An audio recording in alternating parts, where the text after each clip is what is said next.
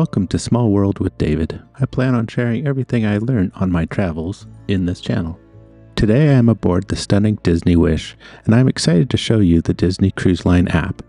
This is where Disney publishes their daily schedule for all the activities on the ship. I have included the full schedule for our cruise in this video for you. You will need to download the Disney Cruise Line app from either the Apple Store or the Android Store prior to leaving for your cruise. The Disney Cruise Line app will work on board without paying any extra money for an internet package. You can still use your iMessage text messaging to your family and friends on board, or even those that are on land without having an internet package. We've even been able to use WhatsApp text messaging. Generally, photos and video won't work without an internet package, but your basic text messaging does. And the Disney Cruise Line app has a text messaging feature for you to stay in contact with the rest of the guests that are on board. Many of the activities on the cruise ship are just walk-up activities. You don't need to pre-book them. However, some activities with limited supply, such as the Walking the Wish tour, some Senses Spas activities, and wine tasting, do require booking as soon as you get on board. See guest services. If you want to attend the royal gathering with your children or the adults only dining at the Paolo or Enchanté restaurant, you do need to book those way in advance of your trip. The app provides an interactive map of the ship, making it super easy to find your way around. You can check out where the pools, restaurants, and theaters are located, so you never miss a show or a meal. Leading up to my cruise, I was really curious about the activities scheduled on board. To help other curious travelers, I decided to screen record each day's schedule and share it on my channel. I hope you find this to be a valuable resource. Individual chapter markers have been added to this video to help you find the sections that you're most interested in. Each of the individual days of the schedule have been marked, and a separate section specifically for each of the standard restaurants. I tried to scroll through 2 items at a time, so feel free to fast forward, rewind, or pause as needed to get a complete picture of what Disney typically offers on a 4-day cruise. Keep in mind there will be seasonal and theme variations, but this should give you a great idea of what to expect on your trip.